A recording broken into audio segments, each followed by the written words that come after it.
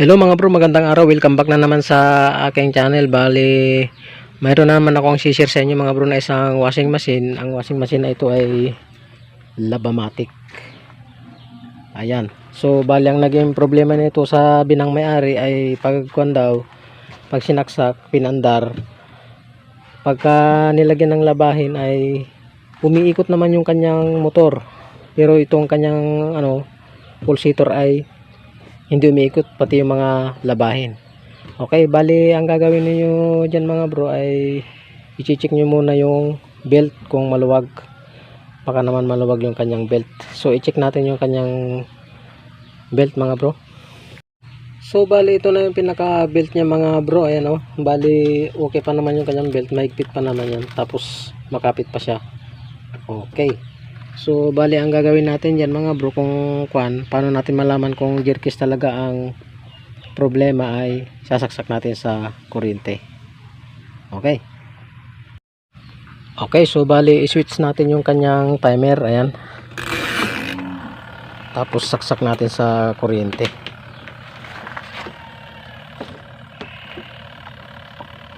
Ayan.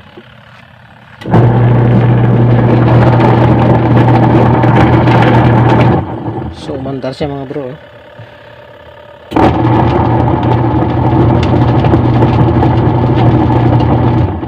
Tapos pigilin natin to kung magkukan siya. Ayun.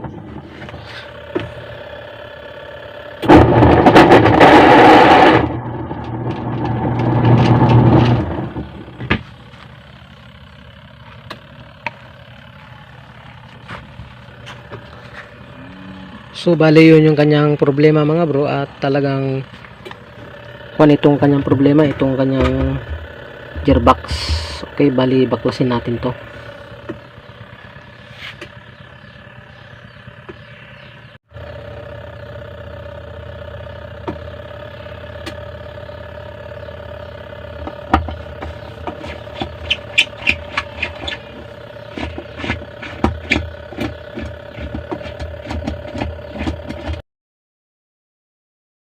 Tapos sugutin natin to, tanggalin natin itong kanyang pulsator.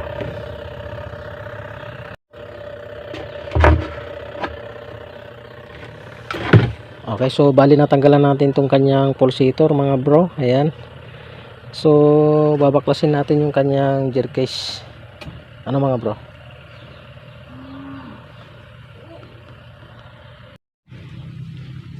Okay, bali nabaklas na natin mga bro itong kanyang yung kabiyak ng washing machine natin. Ayan. Bali ayan yung kanyang motor oh. Ayan. So tanggalin na natin mga bro yung kanyang gear case. At kung mga bro, bibilangin pa natin yung kanyang spline, yung ngipin niya. Ayan, kasi hindi naman basta-basta magpalit ng ganyan mga bro, baka iba yung mabili nyo. Ayan. Okay, baklasin natin at bibilangin natin yung mga ngipin ng gearbox natin. So panoorin nyo mga bro hanggang dulo para magkaroon kayo ng idea.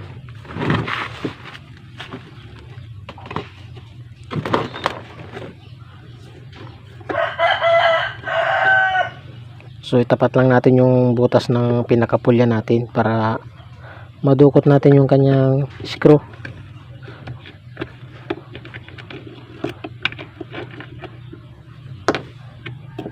Yan, ganyan. So kalasin pa natin lahat para matanggal natin yung gearbox natin o gear case.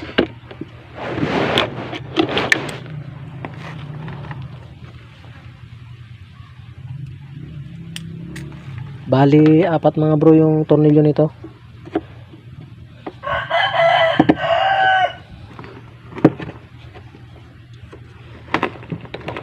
Yan, medyo may katigasan yung kanyang screw. Tiyaga lang mga bro. Yan, pag walang tiyaga, walang nilaga, ika nga.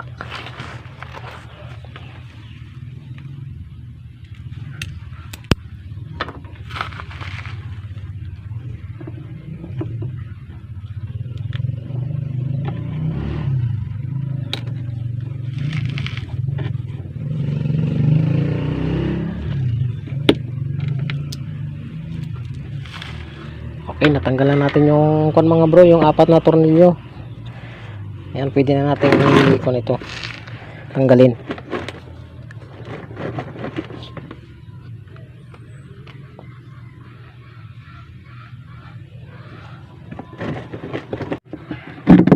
Ayan, so yan mga bro, jerkis talaga yung na-confirm natin na jerkis talaga yung problema niya. Wala na, oh. Talagang kon na, wear out na mga bro yung kanyang engranahe. So bilangin natin mga bro kung ilang teeth ito.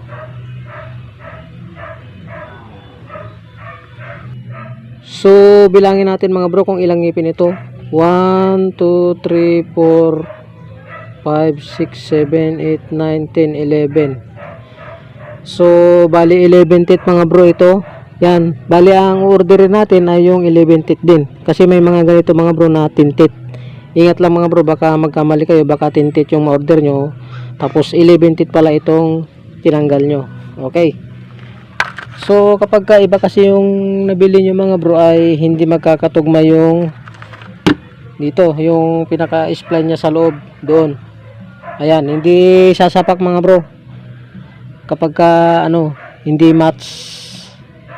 Okay. Okay, so bali ang isa pang titingnan nyo mga bro ay itong agwat nitong pulya, saka itong pinaka base ng kuha natin. Kailangan yung bibili nyo ay parehas nito para yung pulya niya ay magkatapat pa rin dun sa kanyang pulya ng kanyang motor. Okay.